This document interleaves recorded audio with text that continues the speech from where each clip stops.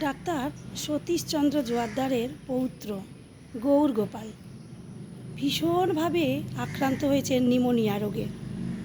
আর এই রোগে এত ভয়াবহ আকার ধারণ করেছে যে সমস্ত বড় বড় ডাক্তাররা আশা ছেড়ে দিয়েছেন।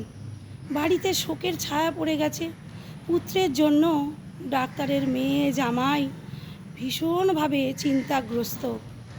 আর তারা বারবার বলছেন ডাক্তার সতীশচন্দ্র জোয়ারদারকে যে ঠাকুরের কাছে যেন গিয়ে এই রোগ মুক্তির জন্য নিবেদন করা হয়।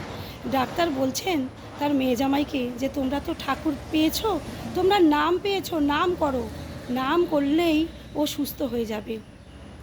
এই রকম বলা কওয়া করতে করতে হঠাৎ দেখছেন রাস্তা দিয়ে যাচ্ছেন আমাদের ঠাকুরের যে পার্শ্বদ কীর্তনিয়া কিশোরী মোহন।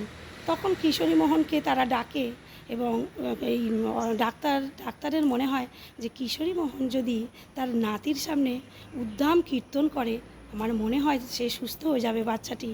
তার যেমন ইচ্ছা তেমন কাজ। সঙ্গে সঙ্গে কিশোরী মোহনকে বাড়িতে ডাকা হলো এবং তারা অনুরোধ করলো কীর্তন করার জন্য। কিশোরী মোহন রাজি হয়ে গেলেন। গিয়ে বাচ্চাটিকে উঠানে শুইয়ে রাখলেন এবং সেই বাচ্চাটির চারিপাশে ঘুরে ঘুরে কিশোরী মোহন উদ্দাম কীর্তন করতে লাগলেন। খুব কীর্তন হলো খোল বাজিয়ে। কীর্তন করার পর প্রায় 10 মিনিট কীর্তন করার পর বাচ্চাটিকে ঘরে নিয়ে গিয়ে তার মুখে একটু চরণামৃত দেওয়া হলো। তারপর অবাক কাণ্ড, সেই রাতেই সেই বাচ্চাটি সুস্থ হয়ে যায়।